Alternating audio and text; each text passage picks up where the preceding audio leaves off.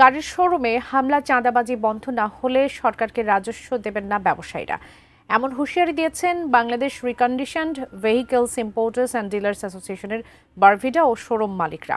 সকালে রাজধানীর বিভিন্ন গাড়ির শোরুমে হামলা ও চাঁদাবাজির প্রতিবাদে করা মানববন্ধন কর্মসূচি থেকে তারা এই হুঁশিয়ারি দেন। সকাল 10টা থেকে দুপুর 2টা পর্যন্ত দেশের সব গাড়ি বিক্রয় কেন্দ্র বন্ধ করে রাজধানীর প্রগতি সরণি এলাকায় তারা মানববন্ধন পালন করেন।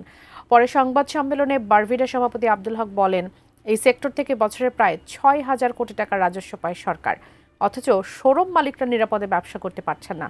সন্ত্রাসী ও চাঁদাবাজ চক্র ইতিমধ্যে তাদের 12টি শোরুমে হামলা ও ভাঙচুর করেছে। হামলাকারীরা প্রকাশ্যে ফোন করে হুমকি দিচ্ছে বলে অভিযোগ তাদের। 30 অক্টোবরের মধ্যে হামলাকারীদের বিরুদ্ধে কার্যকর ব্যবস্থা না নেওয়া হলে কঠোর কর্মসূচি নেওয়া হবে বলে হুঁশিয়ারি দেন তারা। চাঁদাবাজের শিকার অ্যাকচুয়ালি যারা যদি কেউ নীরবে দিয়ে থাকে তারা আমাদের কাছে বলছে না, ভয় পাচ্ছে।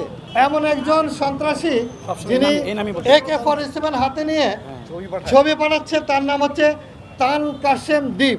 দ্বীপের দূরত্ব যতই হোক তাকে আমরা চাই যেন সরকার গ্রেপ্তার করে শাস্তির আওতায় আনে, এবং আমরা টোটাল ব্যবসায়ী সমাজ বাংলাদেশের সরকারের সঙ্গে আছে এ ব্যাপারে। আমরা 30 অক্টোবর পর্যন্ত সরকারের কাছে বিনীত অনুরোধ করছি। তারপরে আমরা গাড়ি ছাড় বন্ধ করব, রাজস্ব দেওয়া বন্ধ করব, রেজিস্ট্রেশন বন্ধ করব।